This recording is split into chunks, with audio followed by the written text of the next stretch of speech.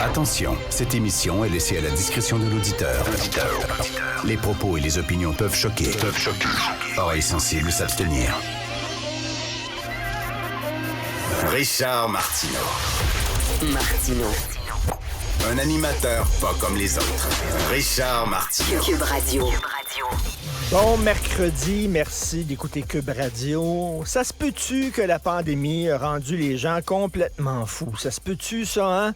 On le voit, là, c'est derrière nous, la pandémie, mais on sent encore les ondes de choc. Les gens sont à bout. Ils sont sénères bien raides. Alors, Florence Lamoureux, qui est recherchiste ici, excellente recherchiste à l'émission Florence, et qui m'a qui m'a montré ça sur le site de la STM, vous savez, tous les jours, régulièrement, si, mettons, il y a une panne ou si, il y a un accident, un incident qui fait que, à un moment donné, le métro est interrompu pendant quelques minutes, on l'écrit, là. Et là, elle me montrait ça. C'est sur la ligne verte. C'est sur le site en anglais. C'est français-anglais. Donc, sur le site anglais, on annonçait une interruption de service entre Angrignon et Lionel-Groulx parce qu'il y avait un passager qui était malade ou blessé. Alors, le service est censé revenir à 16 heures, que c'était écrit.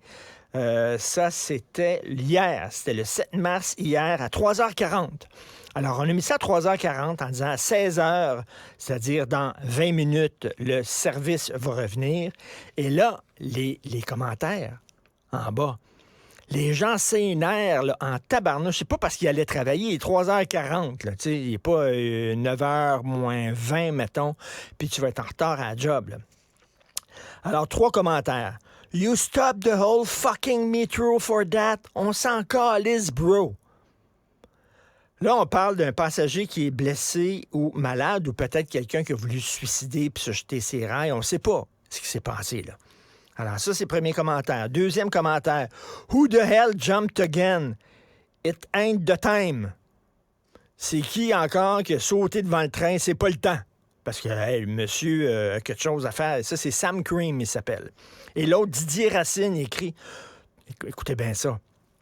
Tout ce que j'espère, c'est que la personne est morte et qu'elle a souffert le plus possible. Si c'est un suicide, j'espère qu'ils vont torturer sa famille pour en faire un exemple.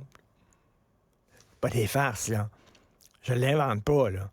Florence me montrait ça un matin, on capotait, elle et moi. Tout ce que j'espère, c'est que la personne est morte et qu'elle a souffert le plus possible. Si c'est un suicide, j'espère qu'ils vont torturer sa famille pour en faire un exemple, juste parce que le gars doit attendre 15 minutes de plus pour son fucking métro. Les gens sont complètement débiles, totalement. C'est fou raide. Sur les routes, tu le vois, les gens sont à bout de nerfs. Ils passent de 0 à 10 en 1 seconde. Là. Vraiment, ça va plus vite que votre char. Là. Tu sais, de 0 à 100 km/h, là, ça prend un petit bout de temps. Les gens, la mèche hyper courte. Là. Alors que les gens soient rendus à dire... En même temps, c'était tout le temps comme ça. Souvenez-vous, il y a quelque temps, il y avait un gars qui était sur le pont Jacques-Cartier, un désespéré, un gars qui filait pas. Et là, bien sûr, ça avait bloqué le trafic parce qu'on voulait y venir en aide. Et il y avait des gens en bas du pont, là où le pont est pas très haut, là, là où ça commence, là, au-dessus de la rue Sainte-Catherine. Là, ça commence à monter. Les gens criaient « Saute, saute, saute ». Ils criaient ça aux gars. Il y a des gens qui sont complètement débiles. Alors, des imbéciles, il y en a tout le temps eu, mais là, on peut savoir ce qui se passe à l'intérieur de leur tête grâce aux médias sociaux. Ces gens-là s'expriment.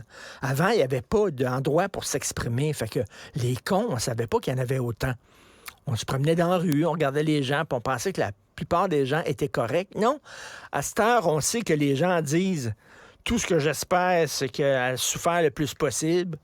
On sait qu'il y a des gens qui prennent des selfies de leurs zigounettes puis qui envoient ça à gauche et à droite comme ça pour propager la belle nouvelle, la bonne nouvelle. Ils ont une zigounette. Il faut que les gens le sachent. « Hey, j'ai une zigounette! » Il faut vraiment multiplier ça puis que ça circule. Les gens sont fous.